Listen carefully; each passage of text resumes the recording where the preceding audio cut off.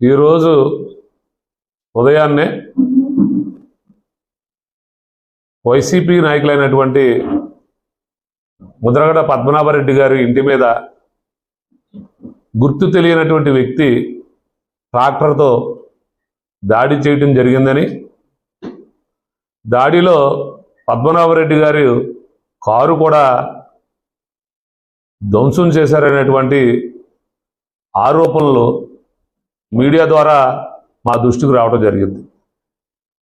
ముఖ్యంగా మొట్టమొదటిగా మీడియా మిత్రులందరినీ కూడా జనసేన పార్టీ జిల్లా అధ్యక్షుడిగా మిమ్మల్ని అందరినీ కోరుతా ఉన్నా, జనసేన పార్టీ నాయకుల యొక్క మనస్తత్వం ఎటువంటిది, జనసేన పార్టీలో పనిచేస్తున్నటువంటి జన సైనికుల యొక్క స్వభావం ఏ విధంగా ఉంటుందో మీరు గత దశాబ్ద కాలం నుండి చూస్తూ ఉన్నారు. ముఖ్యంగా జనసేన పార్టీ యొక్క ఉద్దేశం ఈ ఆంధ్రప్రదేశ్ రాష్ట్రంలో రౌడీ రాజకీయాలు ఉండకూడదు, పెత్తందారుల యొక్క పెత్తనం పోవాలి, సామాన్యుడు కూడా తలెత్తుకు తిరగాలి, పేదవాడు కడుపు నిండా అన్నం తినాలనేటువంటి ఉద్దేశంతో పెట్టినటువంటి పార్టీ జనసేన పార్టీ. మరి ఈరోజు దురదృష్టకరం, అది పద్మనాభరెడ్డి గారి ఇంటైనా, నా ఇల్లైనా, తెలుగుదేశం పార్టీ నాయకులు ఇల్లైనా, జనసేన పార్టీ నాయకులు ఇల్లైనా, బీజేపీ వారి ఇల్లైనా, ఏ నాయకుడే కాదు, సామాన్యుడు ఇంటి మీద ఇంకొక వ్యక్తి వెళ్ళి దౌర్జన్యం చేసిన అది ముమ్మాటికి తప్పని మేమందరూ చెప్పదలుచుకుంటా ఉన్నాం. ఎందుకంటే ఇల్లే ఏ మానవుడికైనా ఏ వ్యక్తికైనా ఇంటిని మించినటువంటి భద్రత లేదు.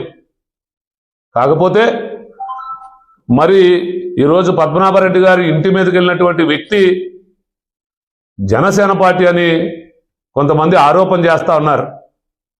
అది జనసేన పార్టీ జిల్లా అధ్యక్షుడిగా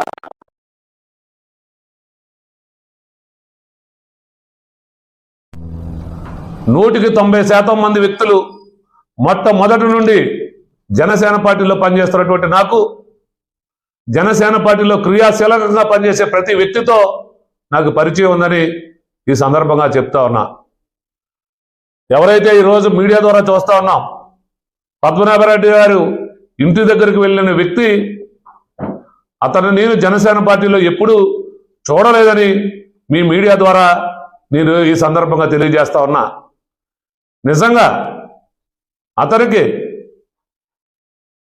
అది జనసేన పార్టీ కావచ్చు, ఏ పార్టీకి సంబంధించిన వ్యక్తి అయినా సరే, పద్మనాభరెడ్డి గారి ఇంటి మీదకి వెళ్తాం మాటకి ముమ్మాటికి తప్పని జనసేన పార్టీ జిల్లా అధ్యక్షుడిగా నేను ఖండిస్తూ